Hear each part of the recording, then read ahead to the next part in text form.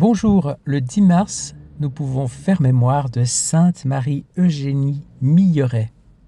Anne-Eugénie Milleret naquit à Metz le 25 août 1817 dans une famille aisée et cultivée, ouverte aux idées des Lumières plus qu'à la pratique fervente de la foi. Son père, voltairien, occupait de hautes fonctions. Sa mère, femme droite et éducatrice attentive, vivait un christianisme surtout formel. L'enfance d'Anne-Eugénie se partagea entre l'hôtel familial de Metz et le domaine de Praich, aux confins du Luxembourg et de l'Allemagne. Elle y reçut une éducation soignée, mais sans véritable enracinement doctrinal.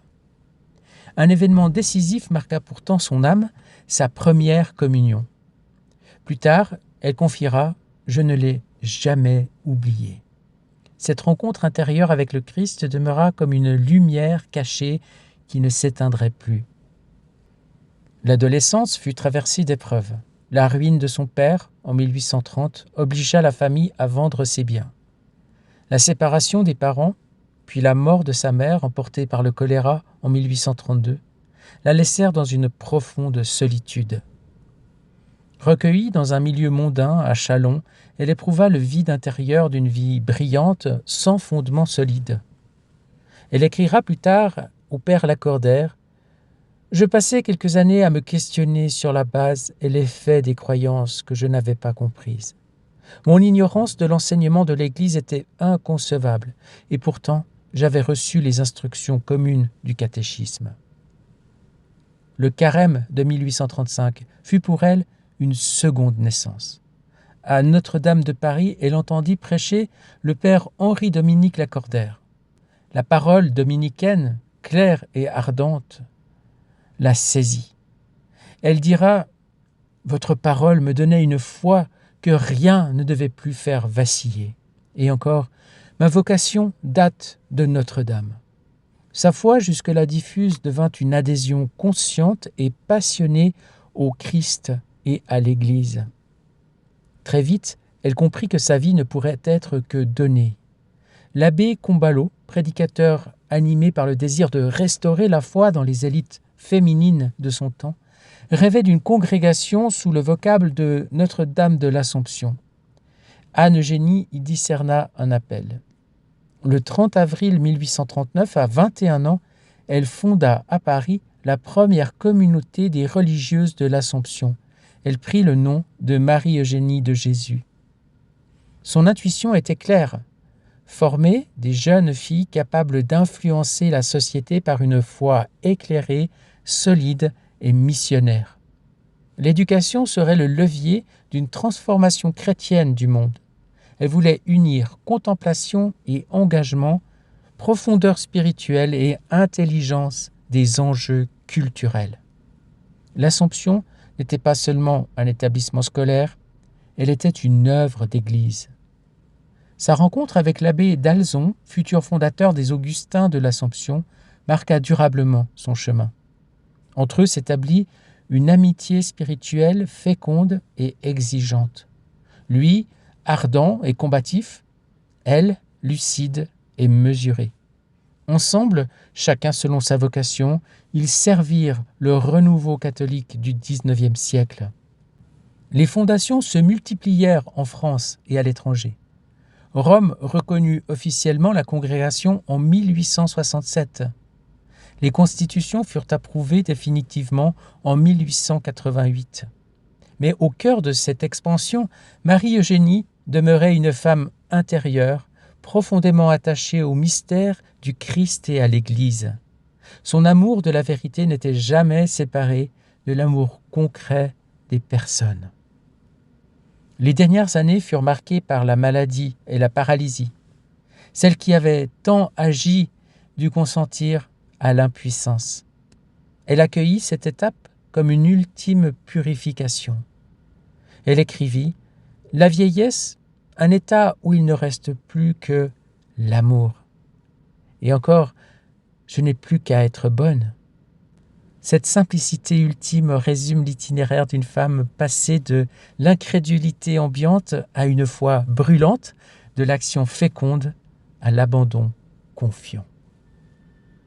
Elle mourut à Paris le 10 mars 1898, béatifiée par Paul VI en 1975, canonisée par Benoît XVI le 3 janvier 2007. Sainte Marie-Eugénie de Jésus demeure une figure lumineuse du catholicisme français du XIXe siècle. Sa vie montre qu'une foi redécouverte avec intelligence peut devenir source d'engagement audacieux. Elle a voulu que le Christ règne dans les intelligences et dans les cœurs, convaincue que l'éducation chrétienne est un acte profondément missionnaire. Chez elle, la passion du Christ et le service de l'Église ne firent qu'un. Dans un siècle agité par les crises politiques et spirituelles, elle a choisi de former des consciences libres, enracinées dans la vérité. Son héritage demeure vivant, là où l'Assomption continue de croire que l'amour du Christ peut transformer le monde par l'éducation et la sainteté ordinaire. La vie de Sainte Marie-Eugénie montre comment une âme peut devenir, par la lumière reçue et transmise, un instrument de renouveau pour les intelligences et les cœurs. Son œuvre d'éducation visait précisément à faire rayonner la vérité du Christ, afin qu'elle transforme la société. En contrepoint, voici un passage du Livre du ciel qui nous parle du rayonnement des vérités divines, des connaissances, appelées à se répandre pour renouveler les âmes. Nous sommes au tome 24 du Livre du ciel, à la date du 25 mars 1928, et Jésus dit à Louisa : « Ma fille, tu dois savoir que lorsque l'homme se retira de notre volonté, notre paternelle bonté retira du milieu des créatures sa vie opérante. C'est pourquoi elles n'ont pu dire que peu de choses sur elle, puisque la mer de lumière opérante du divin fiat ne coulait pas en elle, telle une vie, car dans leur ingratitude, elles l'avaient rejetée.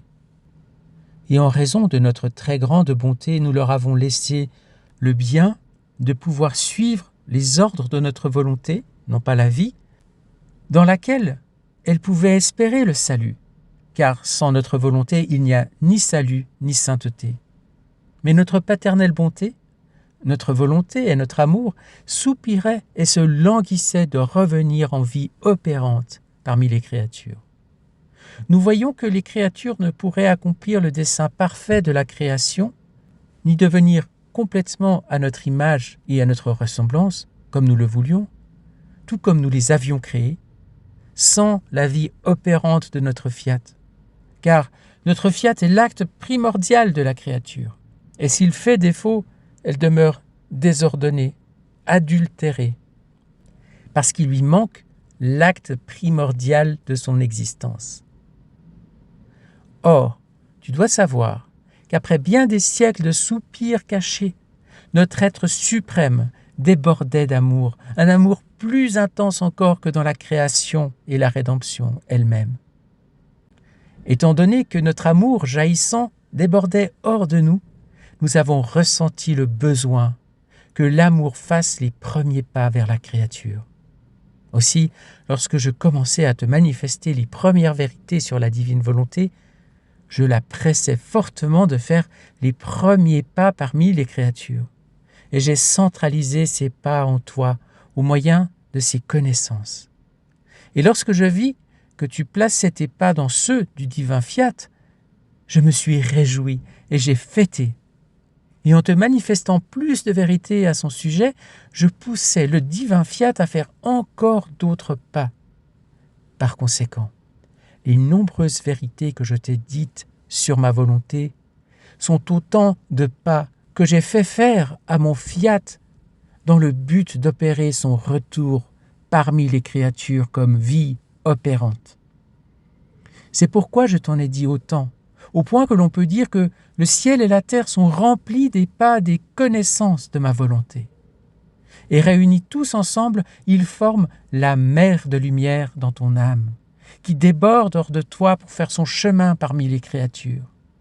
Ces pas se multiplieront dans la mesure où les vérités sur ma volonté seront reconnues, car je ne manifeste jamais une vérité sans vouloir en faire don, sans donner la vie et le bien qu'elle contient.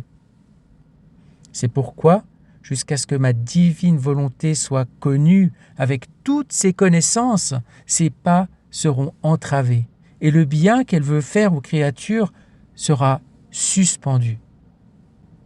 Si tu savais combien il est douloureux de pouvoir faire le bien, de se mettre en position de le faire et d'avoir à le laisser en suspens parce qu'il n'est pas connu, d'attendre et d'attendre encore et de languir après celui qui voudra le faire connaître afin de pouvoir se libérer du poids de ce bien que l'on veut donner.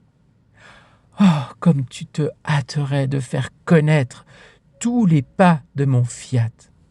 Et plus encore, étant donné que ces pas apporteront non pas des remèdes, de l'aide ou des médicaments, mais la plénitude de vie, de lumière, de sainteté et la totalité des biens. Et mon amour jaillissant et inondant le monde entier restaurera l'ordre de la création et le règne de ma volonté au cœur de la famille humaine. Louisa écrit « Après quoi, mon doux Jésus s'est fait voir avec son divin cœur d'où partaient de nombreux rayons de lumière. Chaque connaissance sur la divine volonté était imprimée sur le point d'où sortaient les rayons, formant ainsi une merveilleuse couronne de gloire et de lumière autour du divin cœur. Et mon bien-aimé Jésus ajouta « Ma fille, regarde la belle couronne de gloire et de lumière que possède mon cœur. Il ne pourrait y en avoir de plus belle, ni de plus resplendissante. Ces rayons sont toutes les connaissances sur ma volonté. Pourtant, ces rayons sont entravés. Ils ne peuvent se répandre, parce que leurs connaissances ne sont pas connues. Et c'est pourquoi ils ne peuvent s'étendre pour remplir la terre entière de leur lumière. C'est comme si les rayons du soleil qui partent de sa sphère étaient contraints de rester suspendus en l'air sans pouvoir s'étendre pour toucher la terre et la revêtir de sa lumière et de sa chaleur. Incapable d'étendre ses rayons, le soleil ne pourrait pas donner les effets que contient sa lumière, et la terre ne pourrait pas non plus les recevoir. Il y aurait une certaine distance entre la terre et la lumière du soleil, et cette distance empêcherait le soleil de faire du bien à la terre, qui resterait stérile et infertile. Telles sont les connaissances sur mon fiat. Si on ne les fait pas connaître, leurs rayons ne peuvent pas s'étendre et prendre, pour ainsi dire, les âmes dans leurs mains pour les réchauffer, les sortir de la torpeur de la volonté humaine, les remodeler, les transformer à nouveau dans la vie que mon fiat veut leur insuffler. Car ces connaissances sont et contiennent la nouvelle création de transformation des créatures telles que sorties de nos mains créatrices. Amen, fiat. Viens, divine volonté. Viens toucher de tes rayons de lumière et de chaleur. Viens toucher de tes connaissances qui nous embrasent le cœur, toutes les créatures humaines. Nous te le demandons, Seigneur. Fais de nous tes instruments pour répandre dans le monde les connaissances de ta divine volonté. Oui, Seigneur, que ton règne arrive, que ta volonté soit faite sur la terre comme au ciel, que ta volonté soit connue sur la terre comme elle est connue au ciel. Nous te le demandons et nous voulons participer par notre agir fondu dans ta divine volonté afin que tu sois la vie opérante de nos actes. Nous voulons participer, nous voulons collaborer, nous voulons être avec toi, en toi, par toi et pour toutes les créatures, ferments de connaissances divines, afin que la transformation de cette terre soit engagée et arrive à maturation, soit accomplie pleinement. Oui, Seigneur, béni sois-tu. Merci pour ces paroles de feu, merci pour ces paroles de lumière, merci pour ces paroles qui nous disent combien c'est important d'apprendre ce qui est écrit dans le livre du ciel, de le méditer, de l'intégrer et d'en faire sa vie, mais aussi de le faire rayonner à travers notre témoignage, à travers tous les moyens que tu nous donneras pour que ce soit une vérité connue dans l'Église et dans le monde entier, parmi les créatures humaines, car tu veux donner cette vie opérante à chacun d'entre nous. C'est ton désir le plus cher et cela doit être notre désir le plus cher également. Alors, comme Sainte Marie-Eugénie Milleret, emploie-nous, Seigneur, à transformer notre société contemporaine humaine par les connaissances, par l'éducation des vérités du ciel, afin qu'ainsi se lève une génération d'enfants de ta divine volonté, Seigneur. C'est tout ce que nous te demandons, de participer à ce grand, à cet important, à ce très précieux travail, de faire connaître ta divine volonté parmi les créatures. Car nous sommes tous appelés à revenir au but, au rang et au dessein pour lesquels nous avons été créés. Amen, fiat. Nous voulons te confier aujourd'hui la vie de Sainte Marie-Eugénie. Nous voulons récapituler tous ces actes, toutes ces paroles, toutes ces pensées, tous ces battements de cœur, ces respirations, tout ce qu'elle a fait, tous les moments dans sa vie qui ont été variés par leur rapport à toi, Seigneur. Elle est née dans une famille où ce n'était pas forcément évident, où elle n'a pas forcément reçu avec cœur et avec intelligence les enseignements du catéchisme. C'est resté quelque chose d'artificiel ou d'extérieur à elle. Elle ne les a pas intégrés. Mais par la suite, et notamment par le biais de ton serviteur, le Père Lacordaire, grand prédicateur de Notre-Dame, dominicain, eh bien, elle a reçu cet éclaircissement, cette lumière intérieure, cette illumination de l'âme pour accueillir et recevoir avec passion la foi chrétienne, la foi en Jésus-Christ et son désir d'agir au sein de l'Église. Oui, Seigneur, nous voulons plonger ta sainte dans le grand bain de la lumière de ton divin fiat. Nous voulons imprégner toute sa vie, tous ses actes de tes attributs divins, Seigneur. Nous voulons placer le sceau de ta divine volonté sur chacun de ces actes. Et nous voulons t'offrir avec notre je t'aime, je te bénis, je t'adore, je te glorifie, je te rends grâce, tous les actes de cette vie, en retour d'amour et d'action de grâce. Merci Seigneur. Merci pour chacun et chacune de tes saintes. Merci pour Sainte Marie-Eugénie Milleret et pour le Père Lacordaire et pour tous ceux qui ont été des témoins dans la vie de Sainte Marie-Eugénie et pour toutes les filles dont elle s'est occupée à travers cette œuvre. Sur toutes et tous, nous étendons le grand manteau de lumière de ta divine volonté. Et avec Louisa et Maman Marie, et avec tous les saints, nous te disons gloire à toi, Seigneur. Sois glorifié par ta sainte et sois aimé par toutes tes créatures humaines. Viens, Seigneur, répands dans le monde tes connaissances, ta lumière. Amen, fiat, Maranatha. Bonne journée à vous et à demain.